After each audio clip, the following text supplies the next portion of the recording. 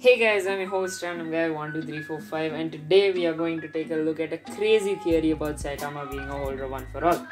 There are spoilers for One Punch Man after season 2, and just a small warning, all logic is going to be thrown out the window because it's a fan theory.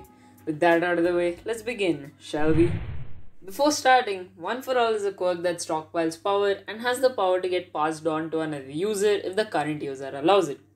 When Izuku was going to inherit One for All Might told Izuku that his body needed to be trained and strengthened to even control a small fraction of the stockpiled quirk, otherwise his body would blow up. And when Saitama told how he trained to become strong, it was an overkill type of training. Coincidence? I think not. So let's just jump into the theory. This theory takes place many generations after Izuku inherits One for All, and the quirk is passed down through generations, growing stronger with each generation, and the quirk training becomes really overpowered. The quirk singularity theory by CG also states that one day quirks will have become too powerful to be controlled by the user. This will most probably have happened with One for All, and the training to use it will become way too hard.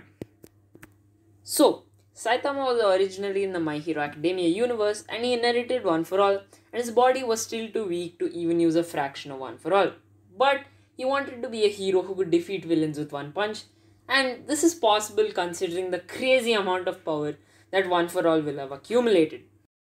One day, while fighting a villain that could alter dimensions, considering the quirk singularity theory, he got transported to the One Punch Man dimension, and he still wanted to be a hero no matter what.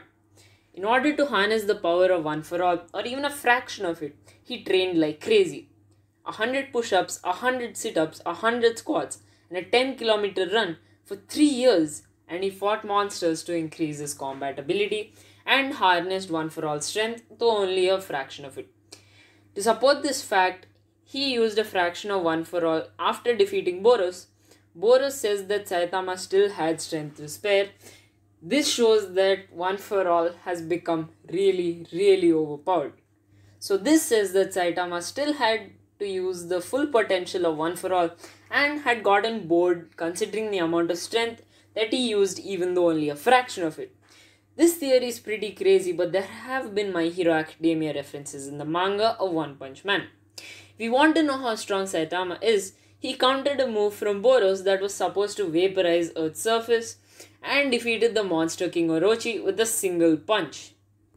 The only people that we could expect Saitama to use One for All at 100% or normally more than what he uses are the female version of Gyoro, who even Tatsumaki is having a tough time fighting at full power, Blast, if they ever spar or have a fight, and Garu, whose limiter is breaking as we see in the fight against Super Alloy Darkshine. So that is it for today's episode, guys. Thanks for sticking until the end of this crazy theory. And if you enjoyed, make sure you like, share and subscribe so that you don't miss out on any of our videos. Before ending, I would like to thank all the health workers working on the front lines protecting us from this pandemic. Stay home, stay safe, and remember, go beyond, plus ultra.